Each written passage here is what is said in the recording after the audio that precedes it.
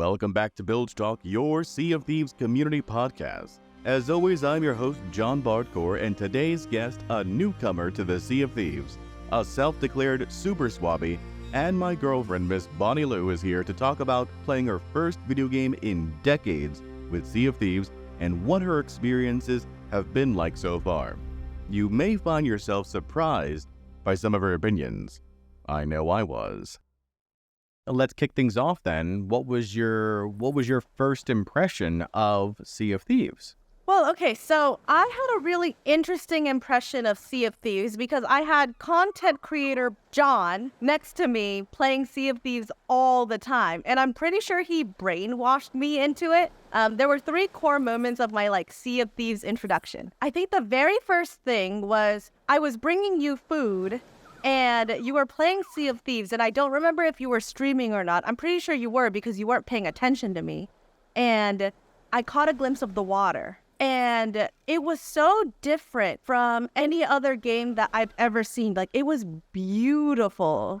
And I'm not a gamer, so I don't know what other games are out there. The last time that I played a game was Pokemon Snap, on the 64. So it blew my mind of what a video game could be. And then I think after that was the sweaters, because John would play so during Christmas, John would play Christmas music, and we would have Sea of Thieves sweaters, and they were really cozy sweaters. So I would wear these sweaters everywhere, and people would ask me, do you play Sea of Thieves? Do you play Sea of Thieves? And I didn't, but then people wanted to talk to me about Sea of Thieves. And I started playing the music, especially the Christmas songs. At this point, John was already a content creator, and I was spending so much time around Sea of Thieves helping John with his channel. There was a moment when I realized that in this game, you work for pretty. You get everything that you need in the game day one. And there's no semblance of leveling up except for cosmetics. So even though I never played a video game before, I was like, that's it. That's my people. So that's why I'm here. Yes, I do remember you bringing me food, and I appreciate that. Thank you, babe. You're welcome, honey. I remember us laying in bed, and we were watching a few other Sea of Thieves content creators, and the video that I remember us watching that really stoked your interest was a Fuzzy Bond video. And it was a video where all he and his crew did was fight bigger ships. So if he was in a sloop, he was fighting a galleon in Hourglass. And what I remember from that experience was just you kind of interested, kind of watching, and then as the video got more and more intense and the constant action was flowing on screen, you were more and more enamored. And I swear, I'm not gonna forget this ever.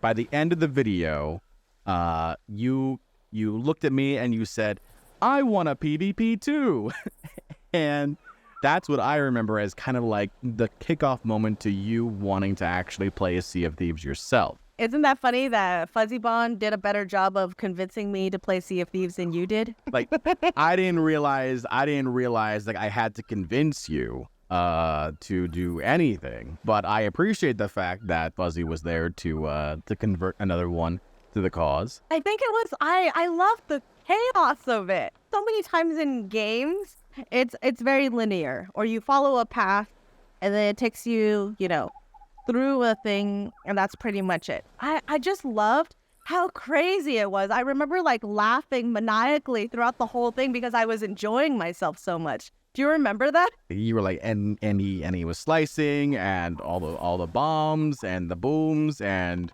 you were invested. You were invested in that fight. Well, okay, so that was definitely one moment.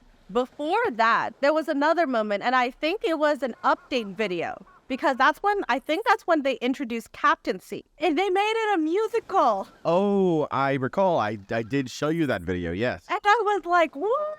I didn't grow up as a gamer. My brother did. So before that, I had a very stereotypical idea of what a gamer is. And this just blew my mind because it was fun. and it was quirky, and it was costume, and it was musical. It was just amazing. I think that if I didn't see that video, and was it the 12 Days of Christmas song? Yes, it was the 12 Days of Sea of Thieves Christmas, and then like the Deck the Hull song. One thing I think I've heard from you often is that you like the fact that Rare doesn't seem to take itself too seriously, that they're kind of quirky, that they are wonky, that they just seem like they're having a good time. Well, it seems like they just have such a good sense of humor. And that's something that I find throughout the game. Like, what other game, well, I mean, I wouldn't know, but what other game can you kind of like drink grog and get tipsy? So, and I love that. We just need more humor in our lives. And,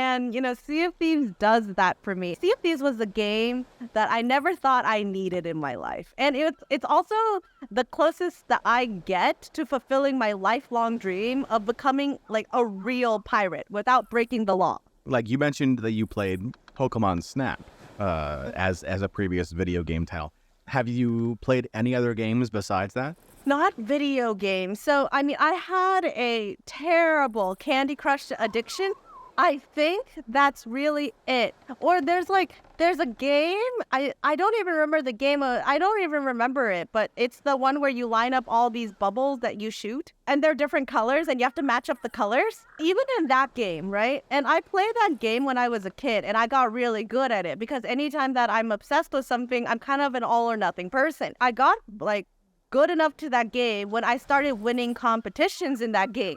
But then there was one time when I barely won, just barely, and it was by luck, and it's a bubble pop game. It's not it's not prestigious game that a serious game, but there were all of these people who started being like really toxic and calling me names and yada yada yada. So after that, I just gave up on gaming because I didn't want any part of it. Like, I have enough drama in my life as is, And was that in like an arcade or was that through like a video game console? Do you remember? It was in an arcade, but like because I'm female, because I was like so young, and I remember going home and crying for days, and then just swearing that I'll never play another video game ever again. Now fast forward and you've kind of picked Sea of Thieves and planted your flag and said, I'm coming back into gaming in a big way. And you mentioned that you chose Sea of Thieves because you wanted to be a real pirate. What does that mean? What do you mean by saying, I want to be a real pirate? When you're a kid, some other girls wanted to be like a Disney princess. I wanted to be a pirate. Because I realized a really long time ago that in order to be a Disney princess, the expectation is too high. Like, you have to be skinny, you have to be pretty, you have to be young, you have to know how to dance, you have to know how to sing, you have to, be the damsel in distress, let yourself get rescued. Like, there's a lot of requirements. You don't need anything to be a pirate. You could just be a pirate. When my kindergarten teacher asked me, what do you want to be when you grew up?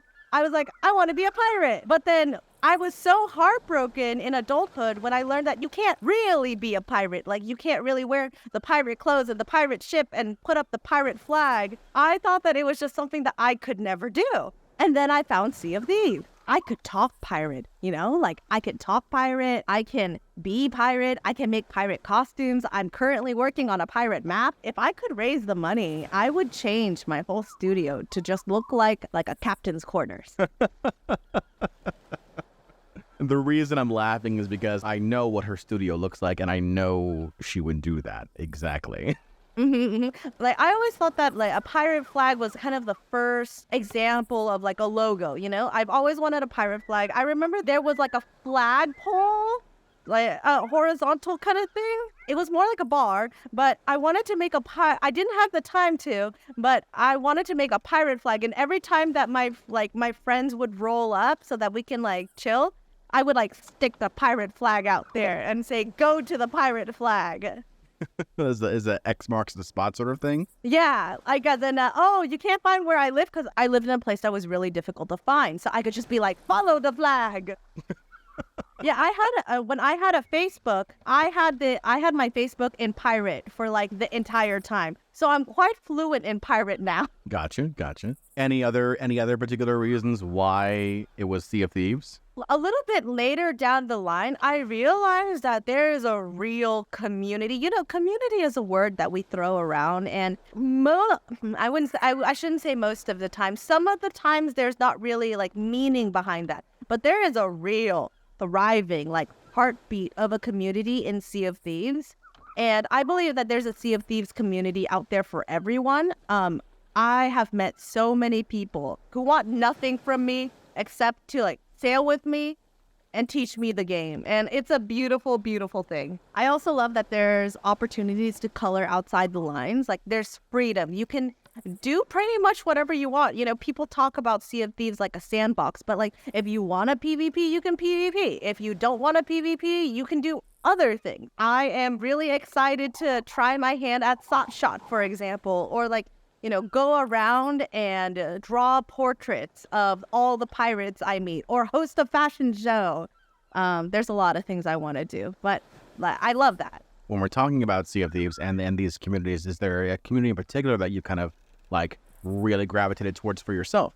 Oh, I'm split between two. The first community that I found was Art Club, because you were interviewing Owl, the founder of Art Club. I was like, there's an art club? People draw pirate things for no reason? And I joined Art Club, and just seeing like my people made me feel a lot more comfortable and actually gave me the courage to start my own Discord. The second community that, you know, I found home in was the Bardcore Tavern. John's done a fantastic job of making it a safe, you know, family-friendly, fun place to be. So I staged a mutiny and took some of those people with me. So you found it so good that you decided that, hey, I'm going to make my own and take John's people with me. It was a Discord worth stealing. This is the person who I have to deal with on an everyday basis, folks. Always got to watch my back around this one. True pirate. All right, pirate. Let's talk a little bit more about you actually starting your own journey. So, like, how does your journey in Sea of Thieves actually start? That's a good question. All right, so let's reel it back to the beginning. My journey really started because John wanted to make non-gamer girlfriend play Sea of Thieves. And I was really excited. I didn't know much about Sea of Thieves at this point because John made me like, usually I researched everything, I looked into everything, but in this case, John was like, no, you're not allowed to see anything. You're not allowed to look anything up, because he wanted like my first reactions. So I was super excited to make my character, but apprehensive about everything else because I had no idea what I was getting myself into. And I never ever thought that I would get invested because I didn't know what this game was. And then there was a moment where, you know, like, so we did a private stream on his Discord of me making my character. And all of a sudden there was like, what do you think, honey? Like 10, 15 people? Yeah, it was a small number just within the Discord itself that were watching at the time. No more than 15 or so. But to me, like 15 people, like 15 strangers showed up to help me pick a character and do a maiden voyage tutorial. And it was amazing because like these people, you know, they just showed up and it was really cool. And everybody was so welcoming and so supportive and so helpful. Sometimes even more helpful than John. Like they were just like put her on the mouse and keyboard, put her on the mouse and keyboard. And I swear I leveled up. I went from like level -1 to level 0 again. Which I still don't understand because if you haven't played a video game in forever, the mouse and keyboard and controller make no difference between them. No, there is a difference. Because I use a mouse and a keyboard on a daily basis. I don't know what a controller is. It was so hard to move my thumbs independently from each other. So there was that. I didn't think anybody would show up, to be honest. And there they were. And those people, the people who showed up, that's kind of my core base in my Discord right now. So they've been there since day 0. And it's amazing. The second thing is that, after we picked my character, and I didn't know I could have picked this character in 5 minutes or 5 hours. But once I picked my character, I was talking to people on chat and like being like, ooh, this is what a content creator is like, while John was spawning in. And, I have seen this man eat 5,000 bananas, set himself on fire, and do like the most insane things. It was so different being in game.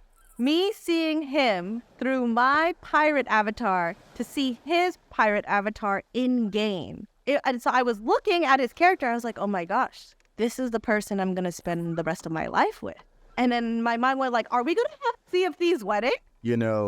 They did just put in that church in the first Monkey Island Tall Tale. That's when I realized that this was more than just a funny pirate video game. Like, that's when I realized like, oh my gosh, this game is about connecting with other people. And that's the moment that I realized, like, I re-realized that every pirate avatar that I see in game is a person who loves pirates and pretties and everything and quirk and humor as much as I do.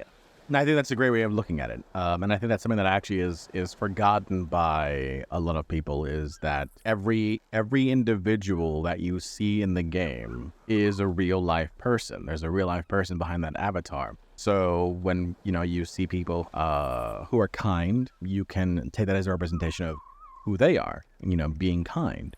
And for those who persist in a form of negativity or toxicity, they have forgotten that part, that there are people on the other side of that TV screen or computer screen or, however they're playing the game. They forget that. So the fact that you're able to kind of make that distinction from the very first time that you log in, I think is quite unique, babe. Getting back to your first impressions in Sea of Thieves. You have the experience on the maiden voyage. You're setting sail for the very first time. Like, what's going through your mind as you're controlling your ship for the very first time? Well, I have come up with 4 or 5 stages of Sea of Thieves acceptance for like somebody who's never played before. So I am prepared for this.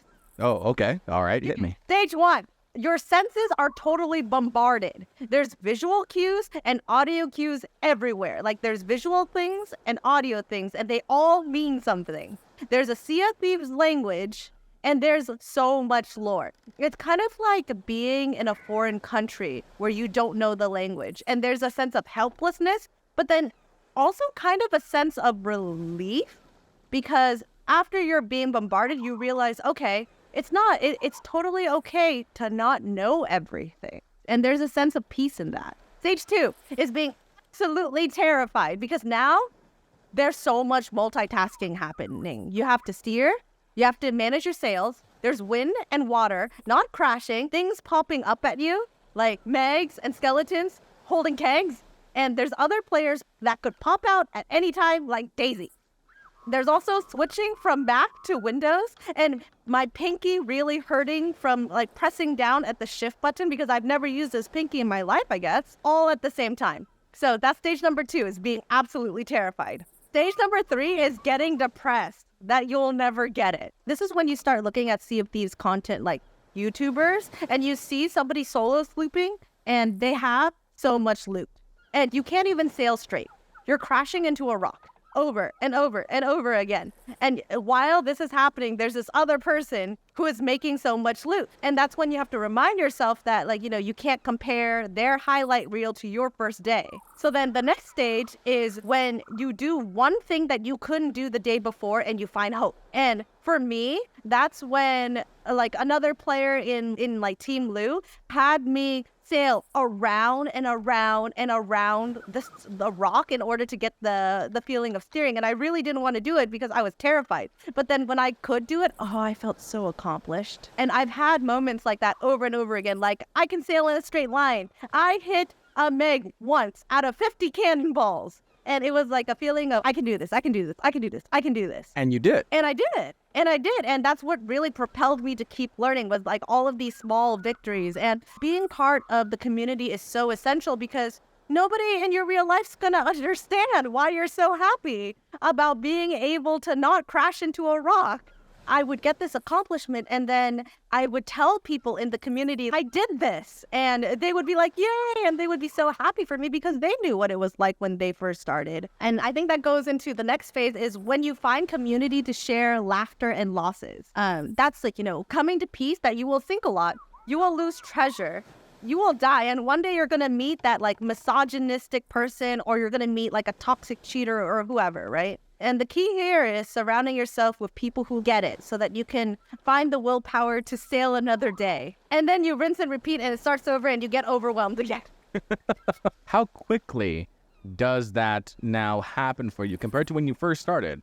How quickly does that sort of like that cycle go now for you? Oh, every day it gets quicker and quicker and quicker. And it's like, you're still bombarded. You're still terrified, but you just learn to get over it quicker. You learn to manage quicker. One of my dear friends on the Discord told me that there is nothing that punishes you for trying. You will still sink a lot. You will still die a lot. Even the best players still sink and they still die. You might as well go in and try something new because you can only learn from it. Do you have a particular experience or story that kind of encapsulates exactly what you're talking about?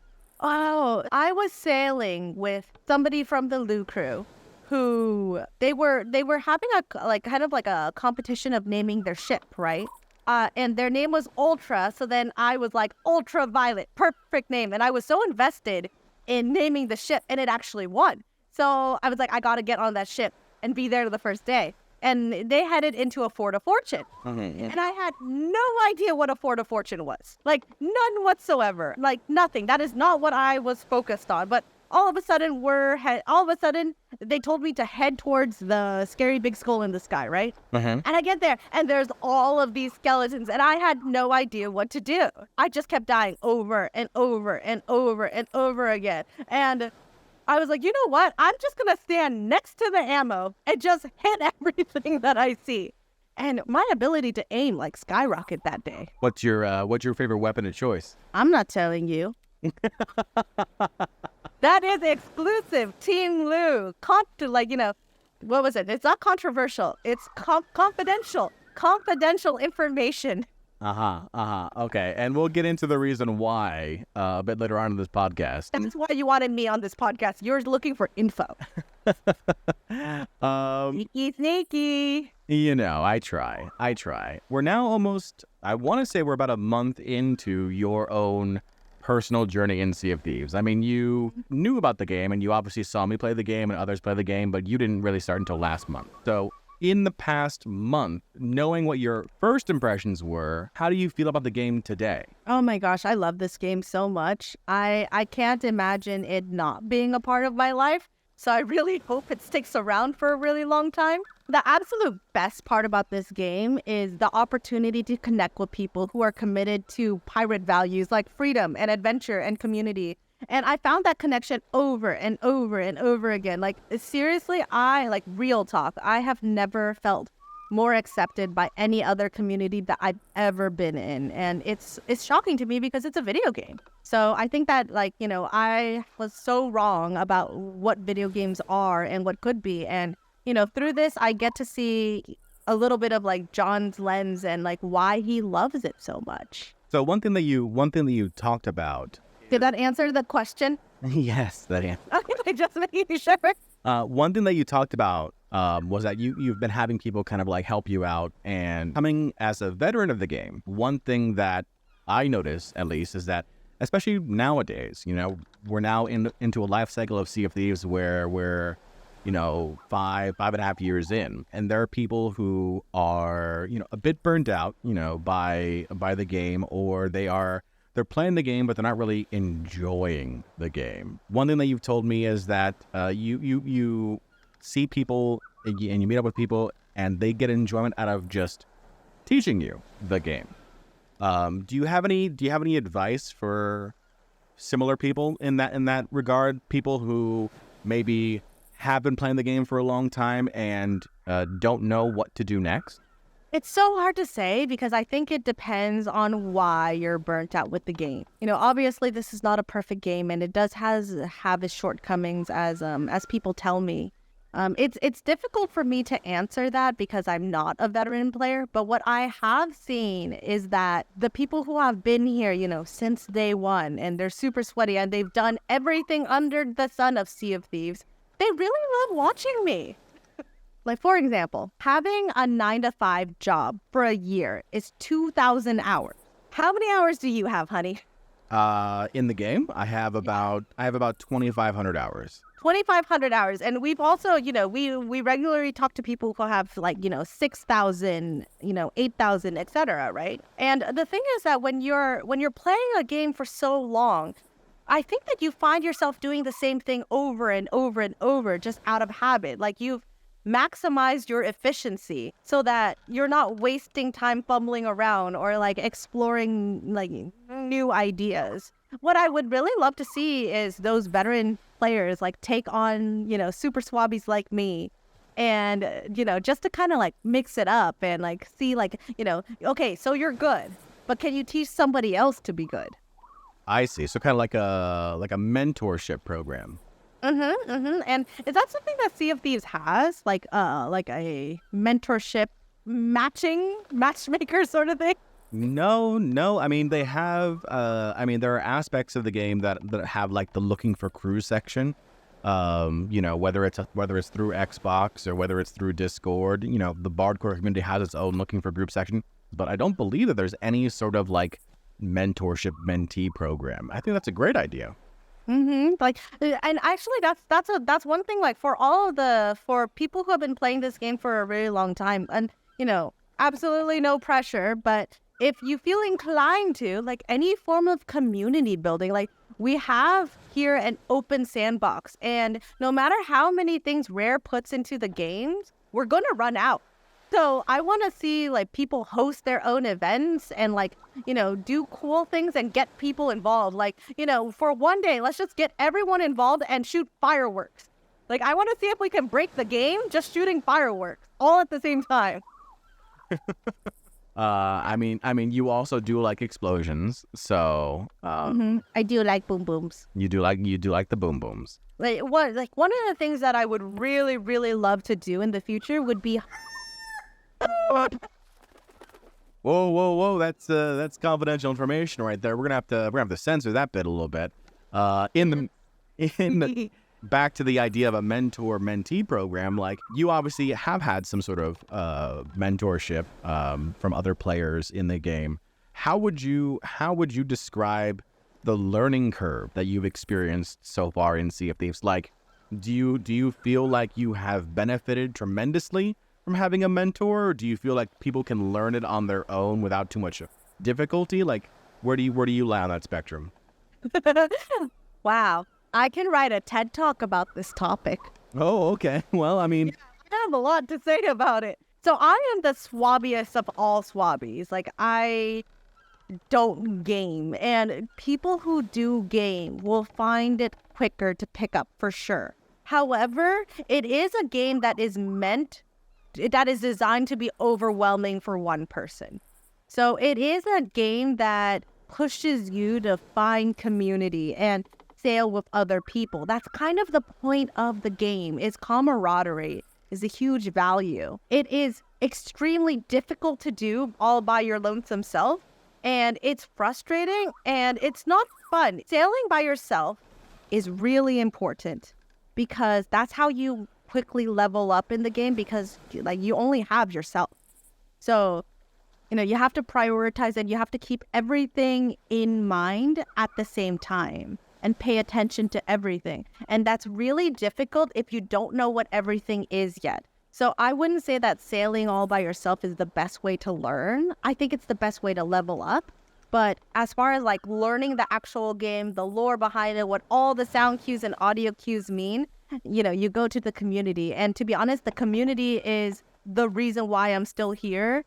Every day sailing for hours and hours on end, still trying to put the pieces of the puzzle together. And without them, I wouldn't be here.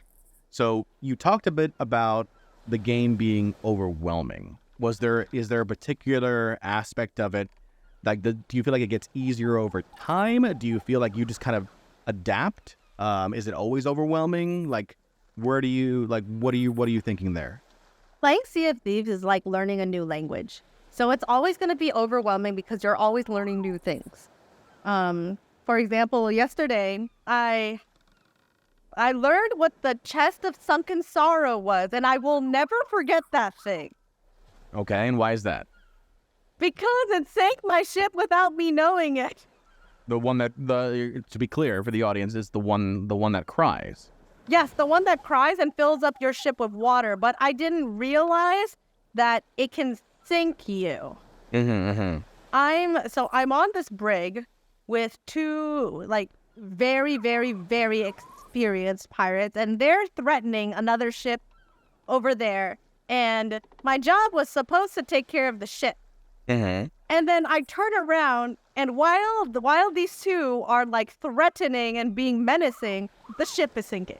And you don't have any idea that this is happening. I had no idea that was happening. And it's partly because, so there's a couple of reasons. It's not just because Lou's incompetent. I wasn't insinuating. Well, just in case anyone out there is insinuating, the first thing is that my settings were messed up. Music was all the way high, and the the is it SFX or XPX or wait? The sound effects. Yes, the sound effects. So part of it was Lou is incompetent. Let's just get that out of the way. And I'm perfectly okay being incompetent because I'm learning, and I'm always going to be learning. I think I'm just going to be forever swabby, and that's going to be my mindset. So I can learn from everyone. If you want to teach me something, I want to learn from you. The other part of it was that my settings were off. So music was all the way up and the sound effects were down, which was crazy because when I had them flip, oh my gosh, it became a different game. All of a sudden, I can hear water, and it was gorgeous. I've never seen this chest before. I don't know what it does. So they're seeing it for the first time. And then the other thing was that they had it on what's the stick in front of the ship called? The bowsprit. Yeah, they had it all over there. I was all the way in the back, just kind of sitting around waiting for direction. So I was just watching this interaction go on. And then, and my crewmates were conflicted because on one hand, they were we would usually be mad at somebody for this, but you're new. You should be paying attention, but I'm not even sure what you're paying attention to. If you know what you should be paying attention to. So they're kind of having this back and forth debate, which is really interesting because they they being veteran players would never make that kind of mistake. And that's what I'm talking about bringing new players in so you have new experiences of somebody sinking your ship with the chest of sunken sorrows. And, they're being, they being cognizant of the fact that you are new, that they're not berating you for the loss of the ship. And, everyone's able to just kind of laugh it off and move forward, basically.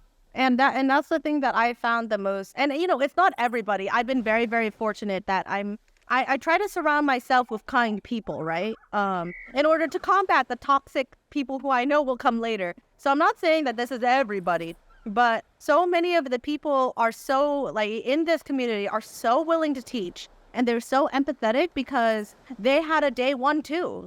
We all came to Sea of Thieves not knowing what it is, not really knowing how ships operate, pulling out our compass all the time to memorize the map. We all did that. I'm doing that now.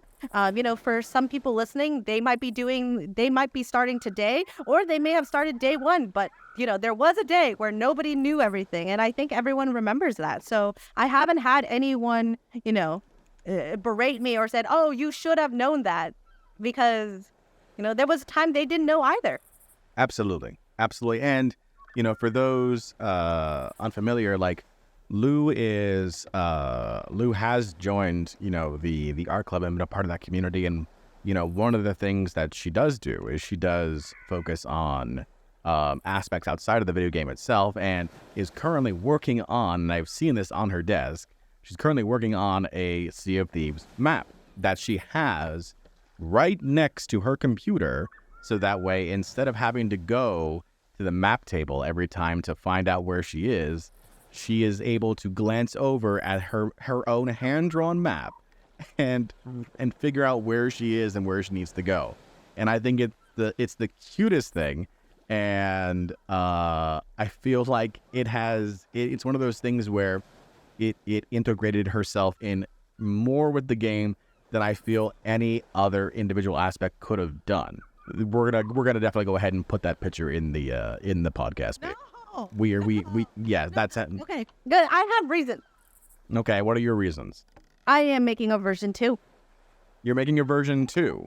Yeah, now that I know, because I made this map when I first started Sea of Thieves in order to get the overall, and I mean, yes, we can put all these pictures in the podcast, but when I made version 1, I had no idea of the game. I did it primarily in order to know where all the islands were. But now that I have a little bit more experience, there's things that I want to add to the map. Like I want to make the outposts a different color, so I know where they are at all times. I want to make directional things from the outpost, so I can know, like, no matter what island I'm on, like what direction I need to go to visit said outpost. I've been procrastinating on version 2 of the map forever because it nearly burned down the house, so I think it's cursed. This is a true story. She did set fire to the thing in order to make it look more piratey. An ember did fly off of the map and into our wood floor, where there's a crack in the planks of the wood, and she screams my name, and I have to run over to where she is with my cup of water that I was planning on putting into my coffee maker to fill the coffee reservoir, and I have to rush over and literally toss the entire water cup across the wood floors just to make sure our house didn't burn down. So, but there was smoke afterwards too, it wasn't just like, and it's over. Well, yeah, no, I did it a couple times just to make sure. John delayed his stream because of that incident. We had the fire extinguisher at the ready just in case. It's still actually in your room right now. Yes, because I'm terrified. So there is a cursed map that I am going to finish before community weekend in order to celebrate. Okay, so I'm gonna go downstairs in a week's time before community weekend, and I'm gonna see a fully finished map. Yes, because I want Funny Blue Hat. You're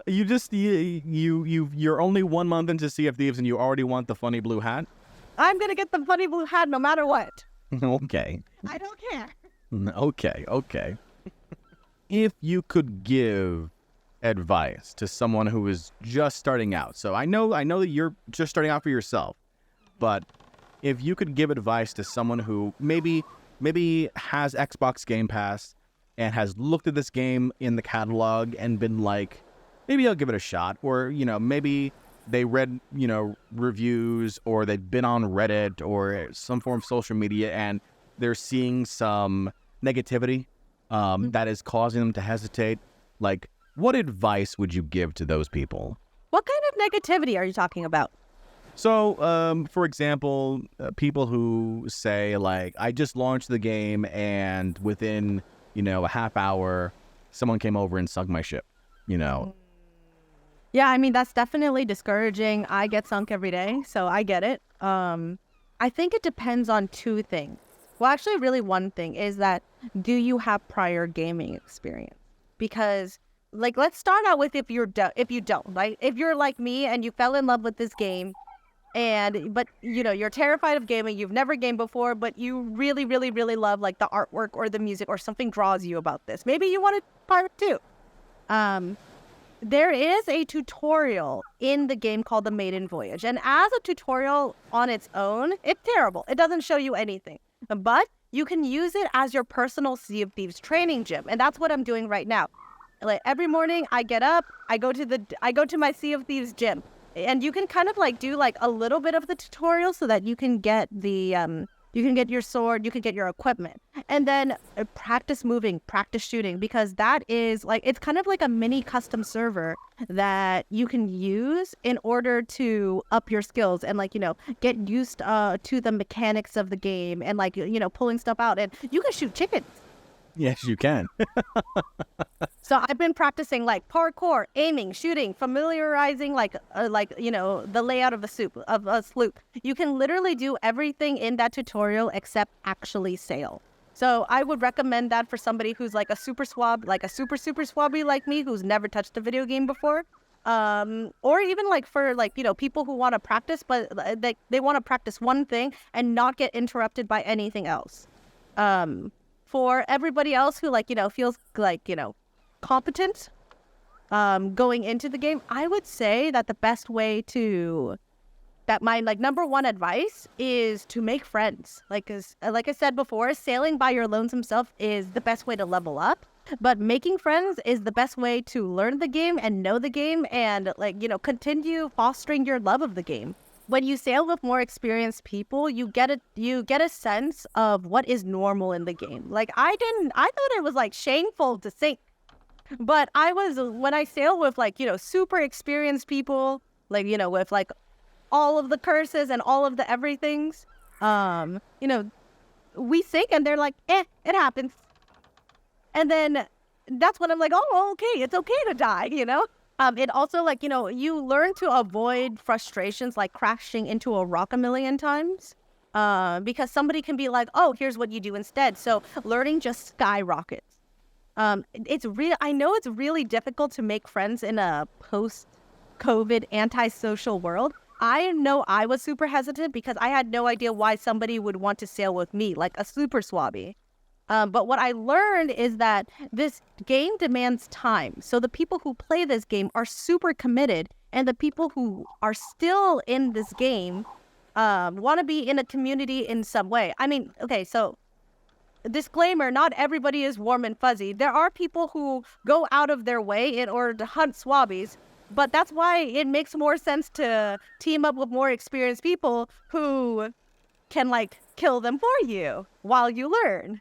And the best part of this game is making connections anyways. Like the people who are still here want to be in a community, and a lot of them are bored. So they love to teach and share their experience and live vicariously through you and the excitement of a new player.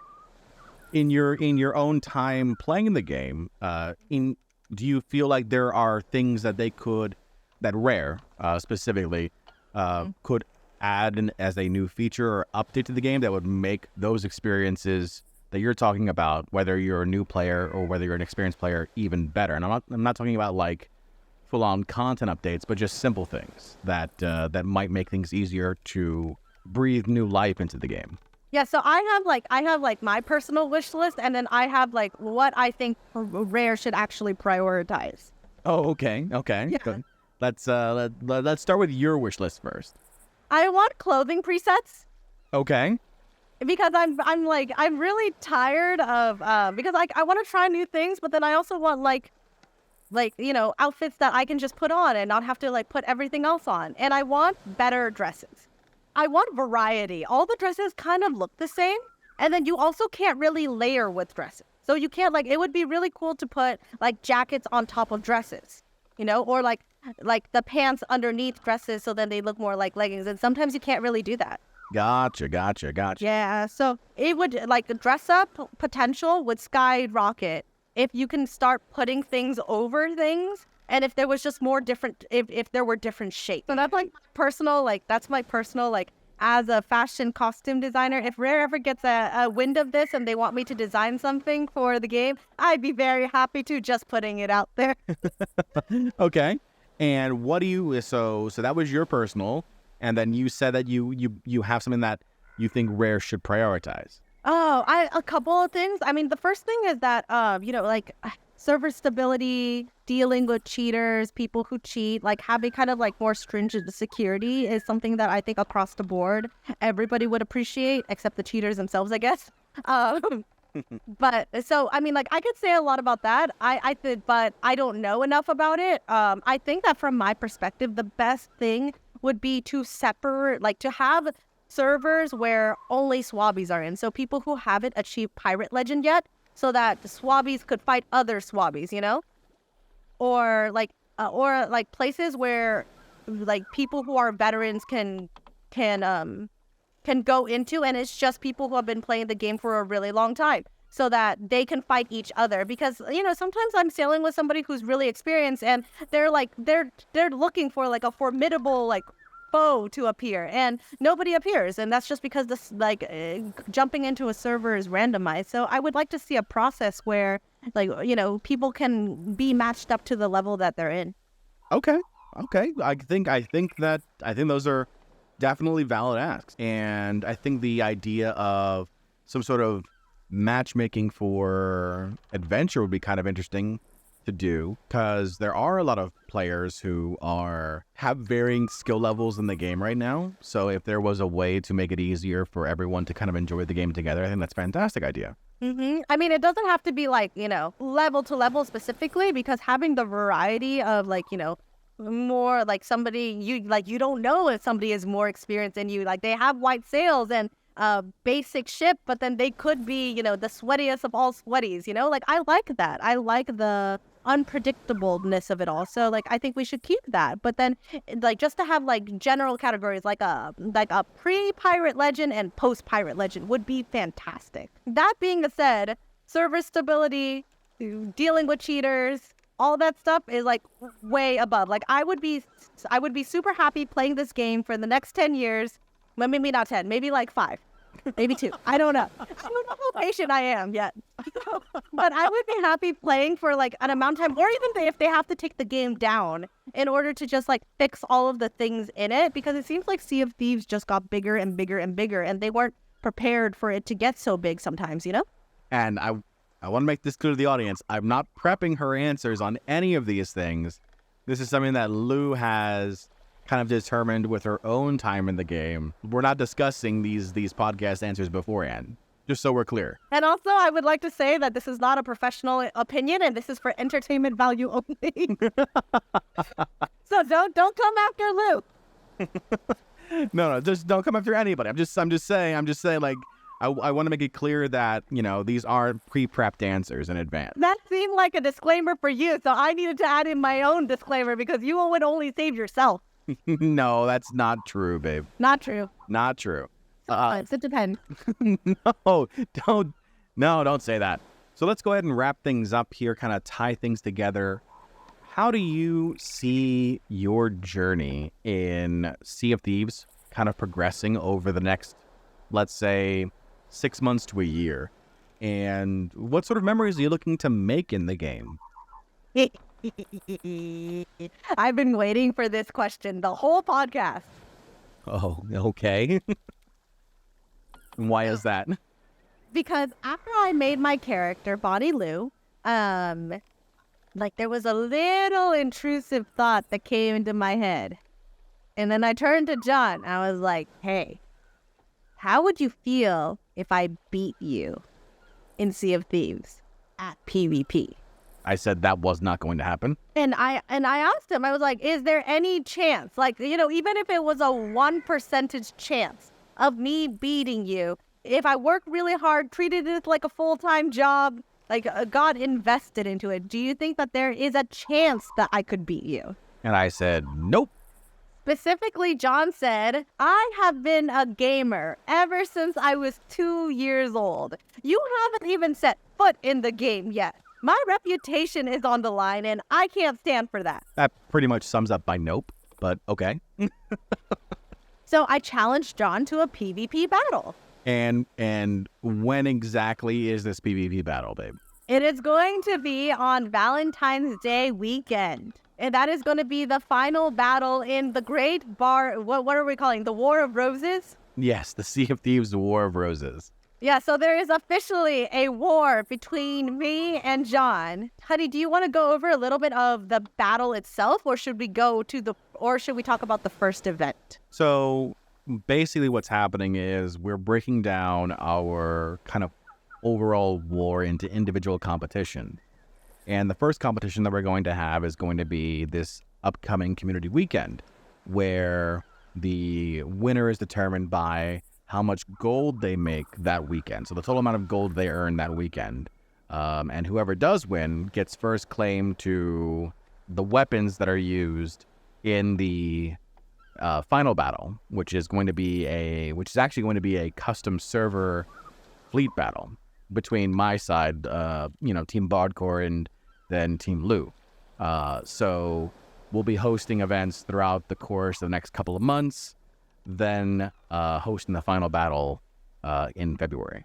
Lou is very determined. I'm not going to lie. She's very determined, and she is getting plenty of education, and there are definitely people that are on her side. I have 40 people teaching me how to play this game. Yes, babe. And you can join too. Was that a nice little note for me to go ahead and link your Discord in the comments? Is that what that was? Look for the link in the description below. I didn't say it, he did. I see. And another thing I wanted to say was that I have actually decided that I am going to follow in John's footsteps and become a Sea of Thieves content creator. Primarily documenting my own journey and map making and artistic venture. So your focus, just for the audience is clear, is primarily going to be revolving around activities outside of the game and then your own personal journey within it. For now, until I make partner, and then I can do my own events and cool stuff. Well, that's awesome. Is there a question that you wished I would have asked you that I haven't yet? No, but Lou Community has a couple questions for you. What? Wait, what? First question: when will John do a face reveal? Whenever John goes to Sopfest or the Festival of Legends. In question, there's only 3, honey. Okay. Will there be more challenges and events for the community in the future, like the War of Roses, the Circus Speedrun, etc.? Absolutely. And Team Lou wants to know, what is your punishment for losing the war? We haven't discussed that because that's not going to happen. Excuse me, we have discussed it. You are entitled to tell everybody so that the world may know what I will get. So you can't weasel your way out of it. Wait, what you will get or what I am punished with? What I will get. What are you going to get? We talked about this. You don't remember? Tell the audience. No, you tell the audience. What if I forgot? How dare you? It's coming sooner than you think. If we win the war, then we get to a private stream where we get to dress up John Bardcore in any way that we want.